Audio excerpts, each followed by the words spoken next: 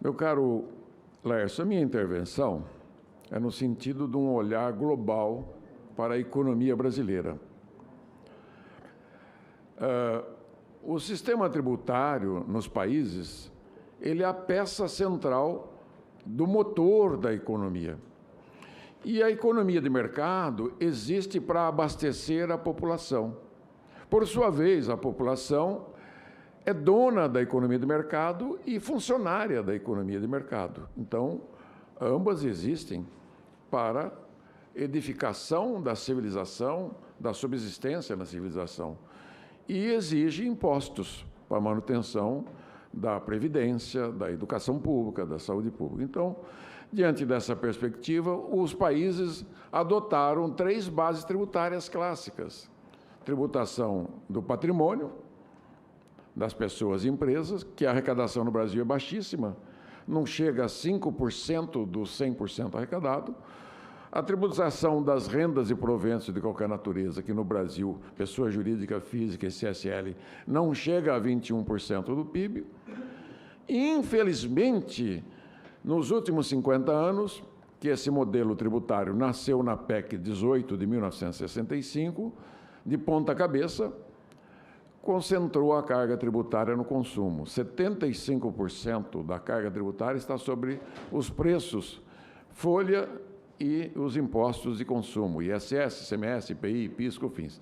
E os 5 piores tributos são esses que estão na base do IVA, que vai se chamar IBS e CBS, que é uma mera divisão administrativa. Eles não são 2 impostos, é um imposto, uma lei só, um texto constitucional, uma lei complementar.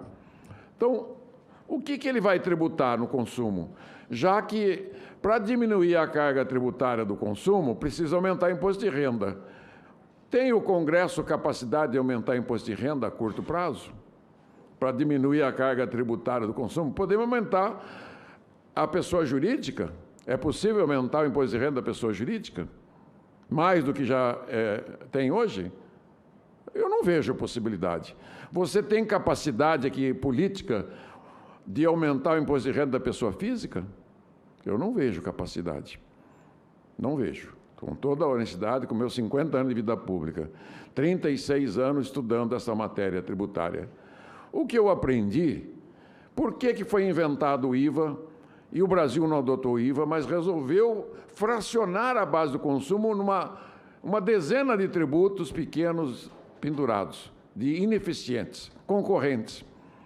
Ora, se a base de consumo é uma só de bens e serviços, tanto é verdade que o PIB, quando é calculado pelo IBGE, ele calcula a produção, é a soma da produção de todos os bens e serviços. Então, bens e serviços é uma coisa só. Não existe produção rural sem serviço. E não existe indústria sem serviço, e não existe comércio sem serviço, e serviços sem os bens. Eles estão unificados numa só base. Ah, mas o meu setor, com todo o respeito, o consumidor é um só, são as famílias brasileiras. Ela que paga toda essa conta dos 75% da arrecadação, que dá 25% do PIB. E aqui nós estamos tratando de 5 tributos, que representa 40% da arrecadação. O ISS, o ICMS, o IPI, o PIS, COFINS, que dá 13% do PIB.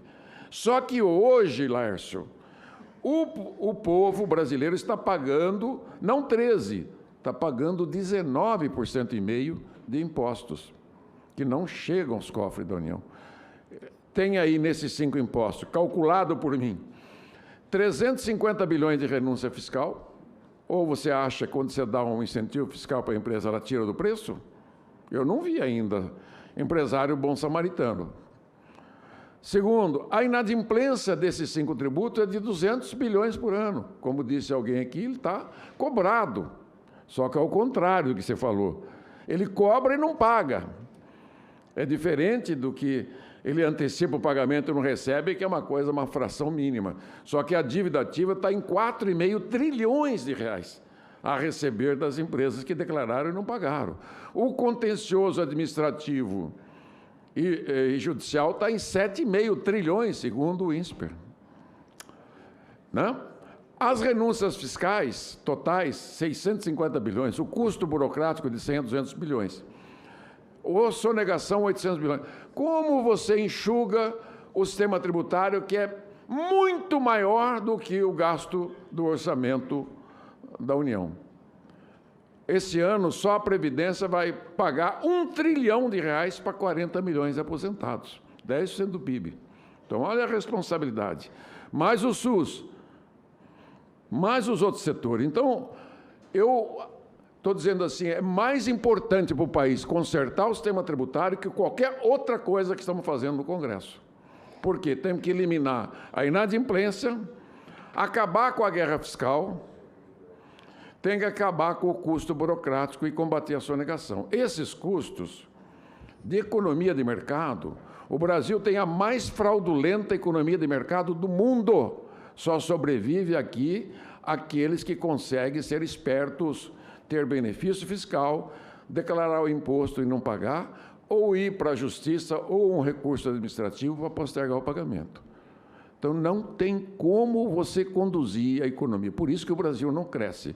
O Brasil chegou a atingir crescimento de 6,3% por ano durante 50 anos e caiu para 2%, nos últimos 10 anos para 0%.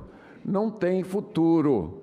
Vocês, empresários, não têm futuro nesse sistema tributário. No novo modelo, todos vão ficar ricos. O Brasil dobra o PIB a cada 15 anos. Nesse modelo, leva 50 anos. Nós já perdemos de ter um PIB 3 vezes maior. Setores.